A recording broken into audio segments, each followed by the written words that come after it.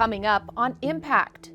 After a major increase in projected property taxes, homeowners are begging for some relief. But the search for solutions is sparking a new debate and even a lawsuit. This is money that needs to stay in the pocket of the taxpayers. And could passenger trains return to Montana's historical railroad towns? A major study is looking at expanding Amtrak routes nationwide. Some say it's about time.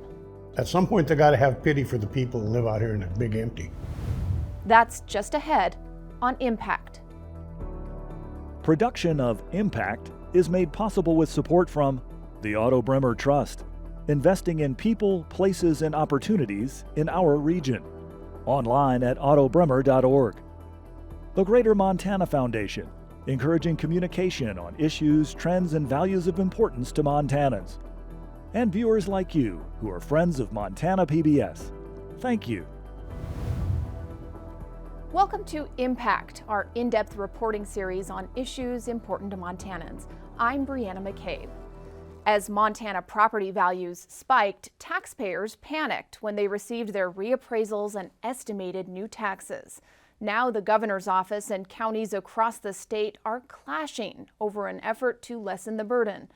As Joe Lassar reports, homeowners aren't particular how the relief comes, they just hope it comes soon. Jane Klockman has memories of Bozeman that few people do. I came to Bozeman in 1927. I was a baby. I had just been born, and that kind of dates me. But I'm willing to accept it. I've seen a lot of history. Her childhood summers were spent here, at the home that her aunt and uncle, Florence and James Hamilton, bought in 1924. James Hamilton had been the third president of MSU.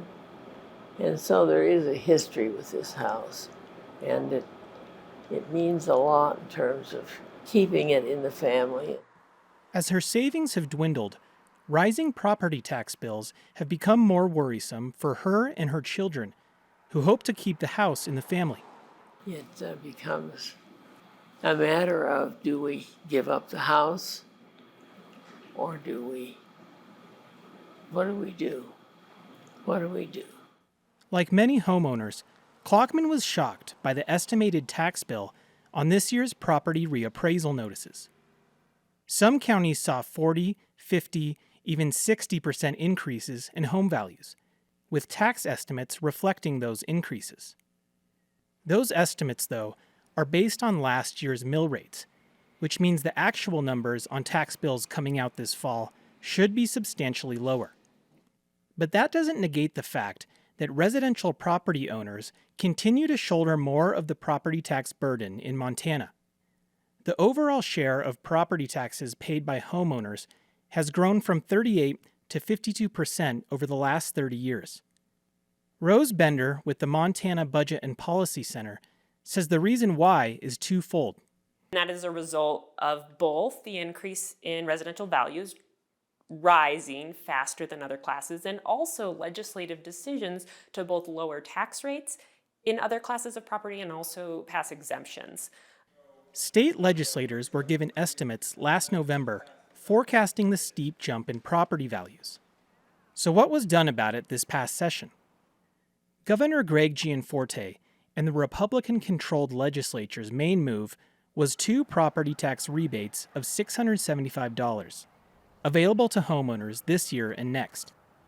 Homeowners had to apply. The Department of Revenue says just under 207,000 applications were approved. According to House Appropriations Chair Lou Jones, the rebates cover the average estimated tax increase for homeowners in all but 2 counties. For now, he says, Montanans are covered from any rise in property taxes. You know, one of the nice parts about a meeting every couple of years is as long as you have a couple-year solution, you have another time to take care of it. But Democrats criticized that short-term approach, saying that with Montana's historic surplus to work with, last session was the time for long-term relief. They say the relief wasn't targeted to homeowners who need it most, and renters were left out. I would argue that, somebody who's a millionaire doesn't really need $675, and that the person serving you your breakfast at a local diner, or a firefighter or a teacher could really use long-term, not one-time only relief that helps them stay in their home. Republicans point out that the majority of property taxes go to local governments, and only 17% goes to the state. That money is referred to as the 95 mills, and it gets used to balance education funding between tax-rich and tax-poor school districts. Last session, Jones crafted a bill that sends some of that money back to counties to help pay for local school mill levies. We wanted to make sure that money collected from property tax, the 95 mills, was at least the vast share of it went to offset local property taxes to help the local property taxpayers out in their burden. This was seen as last session's signature long-term property tax relief bill, and it's projected to provide $123 million in property tax relief from 2025 to 2027. But those same 95 mills have catalyzed a dispute over a Montana tax law and deepened a divide between local governments and the state over who's to blame for rising property taxes. To better understand the controversy, here's a quick primer on how property taxes work in Montana. Property taxes are collected in terms of mills and mill levies. We'll spare you the complicated math, but what you do need to know is that most of your property taxes are subject to a legal cap. Statute 1510-420 limits local government property tax increases to half the average rate of inflation over the last 3 years, with several exemptions. So once a county knows what it can charge taxpayers, it adjusts the mills up or down to capture the correct amount of taxes. Historically, the state's 95 education mills have not been subject to this legal cap. But county commissions across the state are now saying that that law has been wrongly interpreted for decades and that the state is collecting too much. This overtaxation is $70 million of taxation they don't need to do. We've confirmed that 28 county commissions have passed resolutions saying that they'll apply the cap to the 95 mills, something unprecedented in Montana. They'll be levying 77.89 mills instead. Beaverhead County Commissioner Mike McGinley, who spearheaded this effort to cap state mills back in August, says 77.89 mills is plenty to keep schools properly funded. If they go through the formula that like the counties do this year, that 95 mills will increase their revenue this year over last year by approximately $20 million. But this year, like every year, the state is asking the counties to levy the full 95. We don't feel as though we have the clear authority to reduce those mills. Again, going back to 30 years of precedence is kind of what we're looking at. To assess the full 95 mills this year, the Department of Revenue is using 17 of its banked mills it didn't use in previous years and instead saved or banked for future years. This year, the state plans to use 17 banked mills. Whether or not that's legally allowed is the crux of this debate. Separately from the effort by the counties, Republican State Senator Brad Molnar filed a class action lawsuit against the Department of Revenue over the 95 mills. His lawyer, Bozeman attorney Matthew Monforton, says that only counties have the legal authority to bank mills, and that the state's use of them is illegal. They've done this in previous years, but in previous years it's been by one banked mill or two banked mills at the most, which, although illegal, hasn't been big enough to cause any particular protest amongst taxpayers. Now that they're doing 17 mills, that's an enormous amount of money. With the increase in property values, revenue from the 95 mills is estimated to go up by 26%, a $91 million increase from last year. Here's a look at how much a cut in the 95 mills would save homeowners. This is money that needs to stay in the pocket of the taxpayers. Executive Director of the Montana School Boards Association, Lance Melton, disagrees with the county's and Monforton's reading of the law, and he also argues that in the long run, capping the 95 mills won't bring the property tax relief the counties want. And if you cut these levies down, notwithstanding what people think it's going to do, it's actually going to harm local property taxpayers, and specifically local residential property taxpayers. Melton says the more a county relies on school funding revenue from the 95 mills, the more they'd have to raise their local mills in future years if the 95 mills are cut. And if you're in a tax-poor community, you're likely to see a 24-25 mil increase in variable mills to get back to ground zero, just to get back to the beginning. Several county commissioners we've spoken to, including Gallatin County Commissioner Zach Brown, think frustration with some at the State House is helping drive this effort from the counties. We probably wouldn't be at this point, from my perspective, if county commissioners and cities hadn't been getting kicked by the governor and by the legislature for the last 2 years, blamed for property tax increases. Governor Gianforte has said publicly that excessive spending by some local governments is what's driving up property taxes. With the surplus and the intention to address the issue going into the last session, McGinley wonders why the state is now asking for this increase. Especially this year, and especially through the legislative session up there, when the biggest concern in the legislature was trying to control the cost of property taxes. So what do state legislators have in mind for long-term relief? House Minority Leader Abbott says using income tax credits to ensure property tax bills don't rise faster than household income would be one way to provide targeted relief. We've seen that work in a variety of other places. It's really good policy. It's targeted at the folks that need it the most, and it keeps people in their homes, which is a big deal for Montana right now. Speaker of the House Matt Regier says passing local government spending caps, limits on the duration of levies, and voter turnout requirements for levies to pass are ways that the legislature can help control the growth of local budgets. Would take not a fix-all by any means, but once you add up 6-8 of these things together, it really makes a big difference for the property taxpayers in Montana. Representative Jones thinks the growing number of short-term rentals could be a revenue source. Last session, a bill aimed to raise the tax rate on corporate-owned short-term rentals passed the House but died in a Senate committee. Hopefully there'll be the political will, now that the noise is higher, to be able to take a much more robust look at what belongs in the residential class and what doesn't. Sales tax efforts have failed for decades, and 2 recent ballot initiatives to cap property value growth were unsuccessful. However elected officials can provide relief, Klockman and her daughter Karen just hope it will come soon. She says rising costs in Bozeman are making it more difficult for her to support her mom's fixed income. It's caused some financial strain, but we've found ways, to make it work. They're still exploring options for keeping the house. Karen says she and her children share Klockman's wish of furthering the generational trend of owning the family home. They bonded with that house since they were children too, and they intend to have family and raise children in Montana, which would be the 6th generation. That 6th generation is on its way. Klockman's first great-grandchild is due in a few months. The home will be out of her hands one day, but right now, she's still got memories to make. I mean, I'll have to see it go away when I die, but I plan to stick around for a while. I have some other things I want to do. For Impact, I'm Joe Lasar. The Gianforte administration is now suing Missoula County in an effort to force all counties to collect the full 95 mills.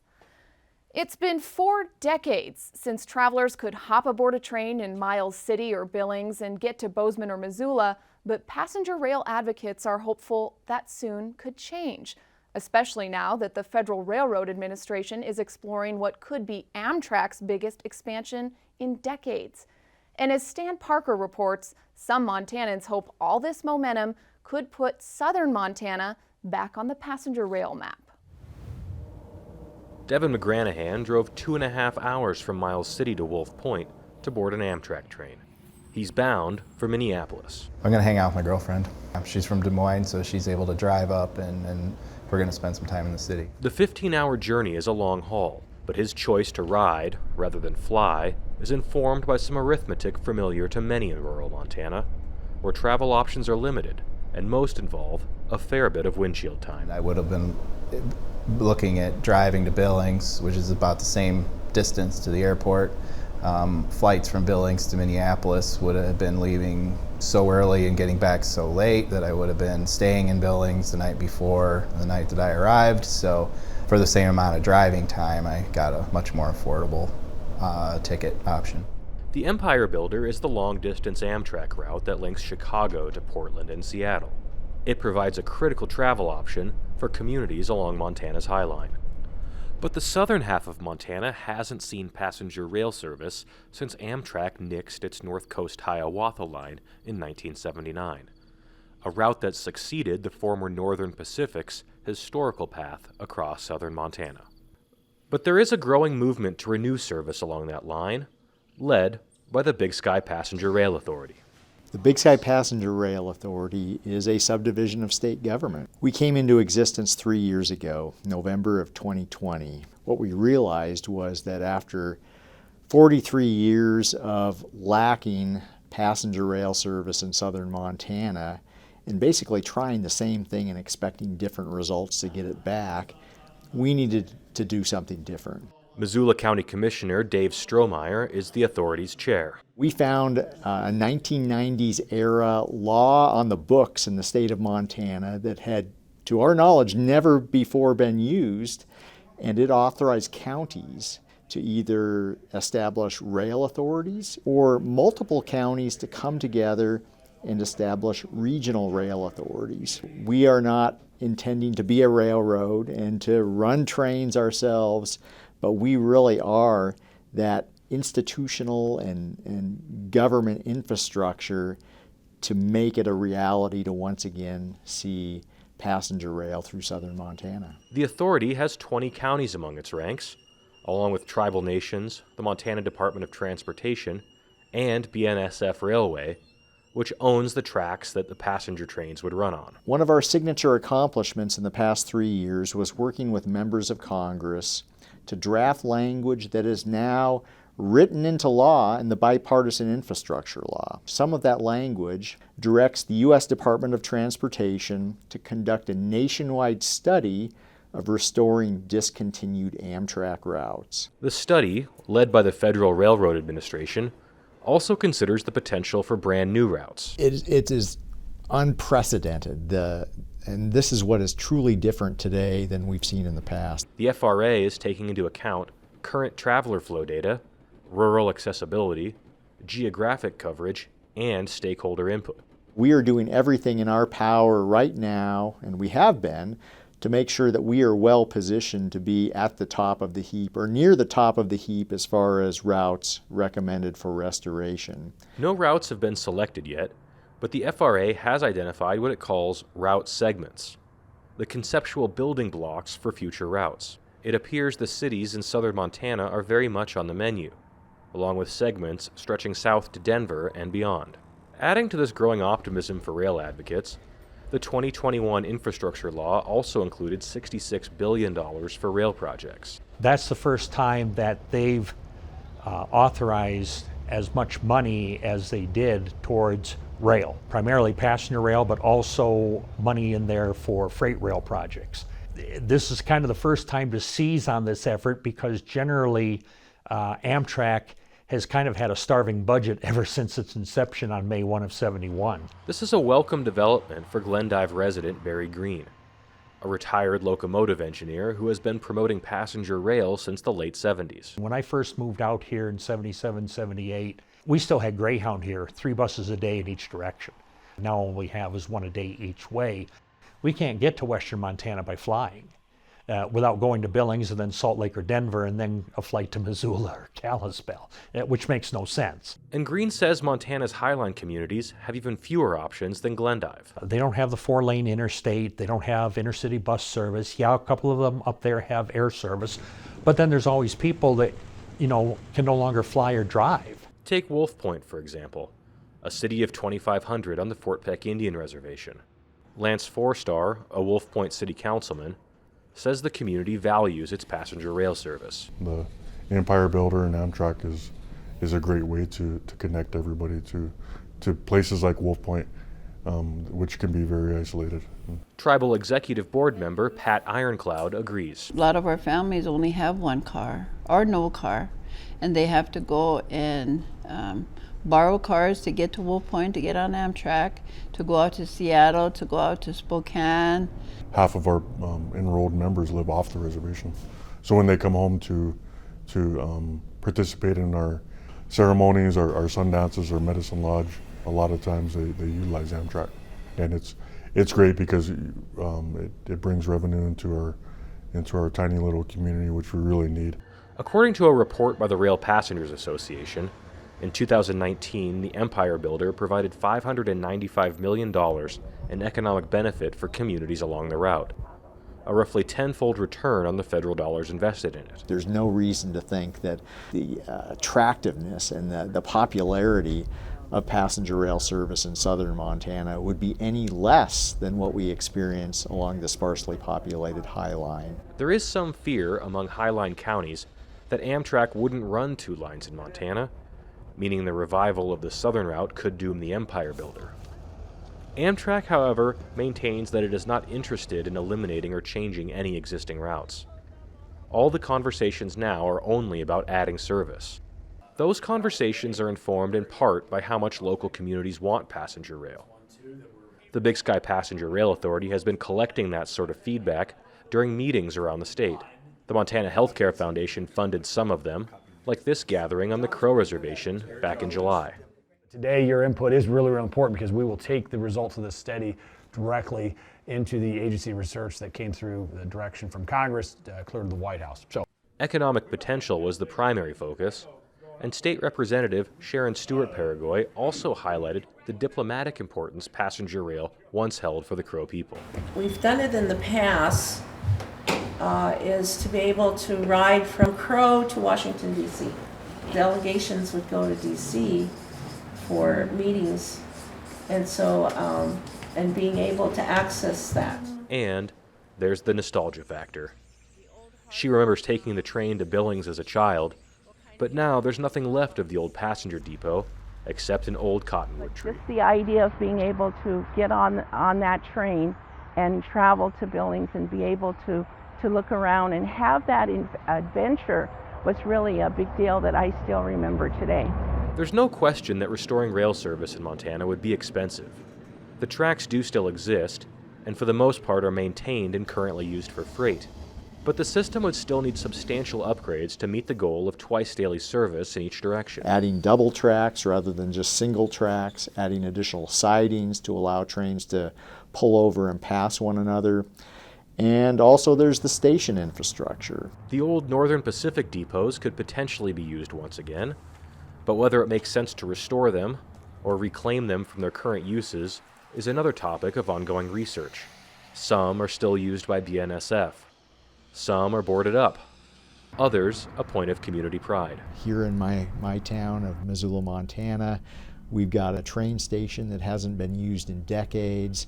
It can once again be a hub for vitality and energy, economic and social in my community. And then there's the cost of the trains themselves. And the unfortunate reality is with the limited number of train manufacturing plants here in the United States and around the world, even if we hit the go button today, it would take several years in order to get the trains actually fabricated and ready to roll. I think when a lot of people hear this idea, they're going to say, well, this sounds expensive.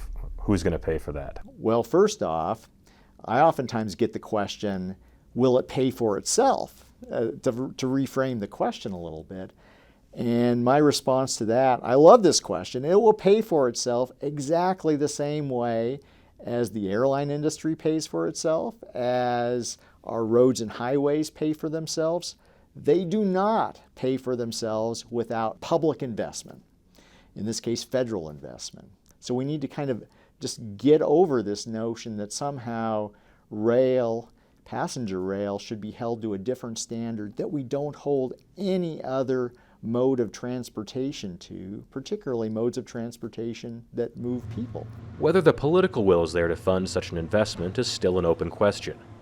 One thing Strohmeyer is optimistic about, though, is the political diversity of the counties who've joined the authority. Some might think, yeah, passenger rail, that's kind of a blue-colored urban thing. No, some of our earliest joiners of the authority, like a Prairie County, were interested because they have an aging population, because their constituents have to drive 175 miles to catch a plane or to seek medical services. This is important to them at a very personal level. Adding another east-west route south of the High Line certainly would have made Richard Gaughan's journey easier. He rode 7 hours in a car from the Black Hills to board a train for his trip. It's quite an ordeal to catch the train from where I live, so I drove up here, going to take the train to Minneapolis and visit my daughter for a week. I think a really efficient way to move people around. I mean, the East Coast, they do it everywhere. I realize there's a lot more customers on the East Coast, but at some point they got to have pity for the people who live out here in the big empty. And what he's looking forward to on the train ride? Relaxation. For Impact, I'm Stan Parker. The Federal Railroad Administration plans to publish the results of the long-distance study in 2024. That will include the proposed new and restored routes and the price tag. The decision to fund any rail service expansion will ultimately be up to Congress. That concludes this episode of Impact, but here's what we're working on for the next edition. Montana youth won a landmark climate case. Impact discusses what's next with state agencies and experts. And Montana's stream access law has long allowed anyone to enjoy our rivers, even when they run through private property. But we've found spots where that's being tested. We'll share the latest on Montana's public access next time. Until then, I'm Brianna McCabe, and for all of us at Montana PBS, thanks for watching.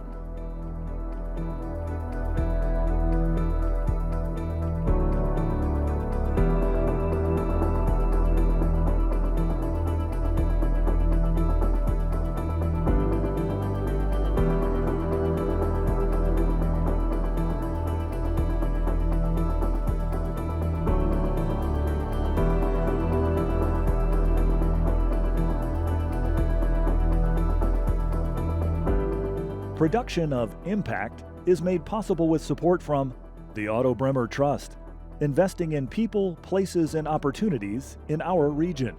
Online at ottobremer.org. The Greater Montana Foundation, encouraging communication on issues, trends, and values of importance to Montanans. And viewers like you who are friends of Montana PBS. Thank you.